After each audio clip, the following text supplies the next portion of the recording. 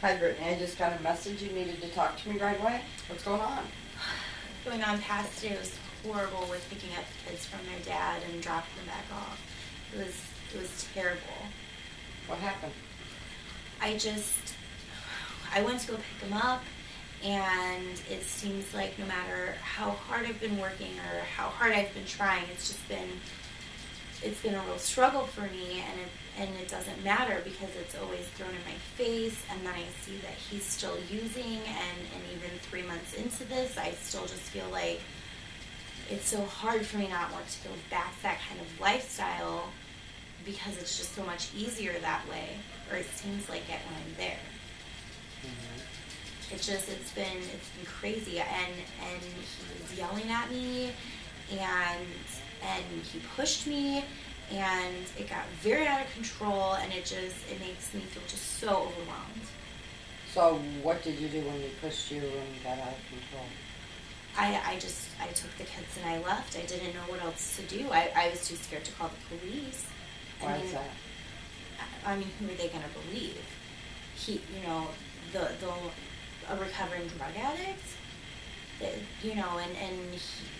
There was nobody else there but the kids, and I don't want them involved. Was anybody else at the house with him, or just him and the It kids? was just him and the kids. So I wouldn't even have had any witnesses that Well, knew who, this who happened. took you to get the kids? My mom did, but she was, in the car, and I just got in the car and I just didn't say anything to her, and we left. And then when I went to drop them off, it was, constant ridicule about the things that I've done, and that I'm never going to do any better, and it's just so overwhelming, and I just don't know that I can keep handling this like that. Can you think of ways that it might work better for you, that you might be able to handle it better? Did you, maybe call one of your sponsors when you got upset? Did any of those thoughts come across to you? They did. I've gotta keep remembering that I have to do those things. It just, when it's in moments like that, it just gets very hard to remember. I was just worried about getting in there and getting the kids and getting out and not tolerating the things that I have before, because obviously my judgment was so poor before with being high and all of that, that I tolerated it, and I just felt like I at least took the step to just take the kids and leave, and not put up with the garbage from him. But it's just so overwhelming for me. Can you think of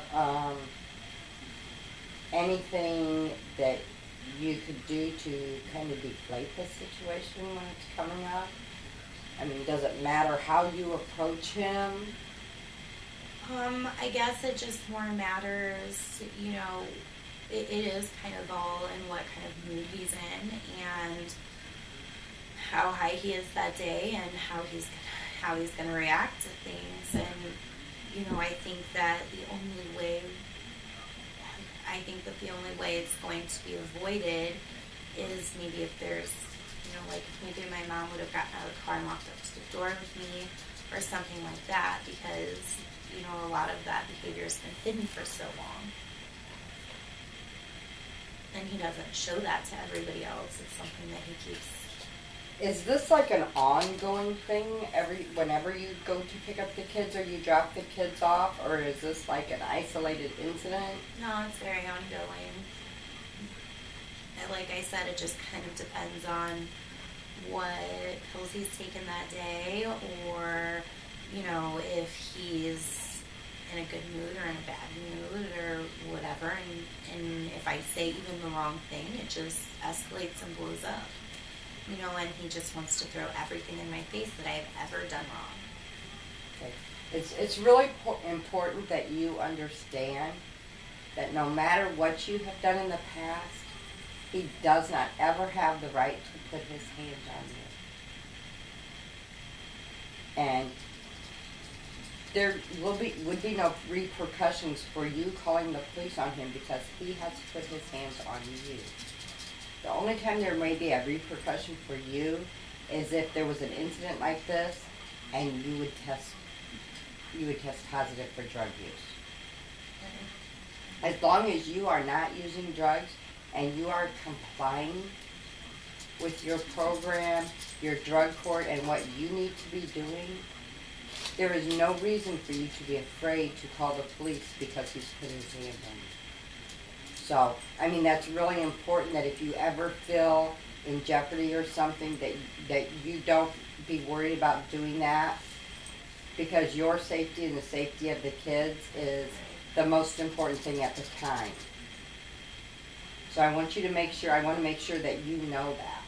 Well, and a big part of that is too, though, if I were to call the police and something were to happen and he were to go to jail, then when he was out of jail and I had to see him again, you know, I'm scared what would happen then, because then I got him in trouble and it's just going to make him even more angry. There are programs and there are ways that you can do a safe transfer of the kids without ever even having to see him. Are you aware of that? Do you know that? No. You can do it through a third-party transfer where a third party transfers the kids. You can do it through like the scan office. I've even known of people that have done it through CPS. So there are ways. You can meet in a public place to transfer the kids. So those might be some options that we might want to look at in the future.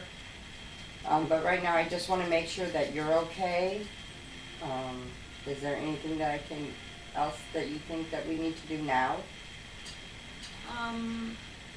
No, I think that would be a good idea to set up for, you know, some help with getting the kids back and forth. I just, you know, it's also very hard when you are around the same people that you've used drugs with before to step back into that environment. So maybe it would be a good thing not only for the kids but maybe for myself to not have to walk back into that environment where he's at, knowing the things that have taken place there, and, you know, constantly have the pressure of, well, if I just stayed here, you know, I could, you know, use again and things like that.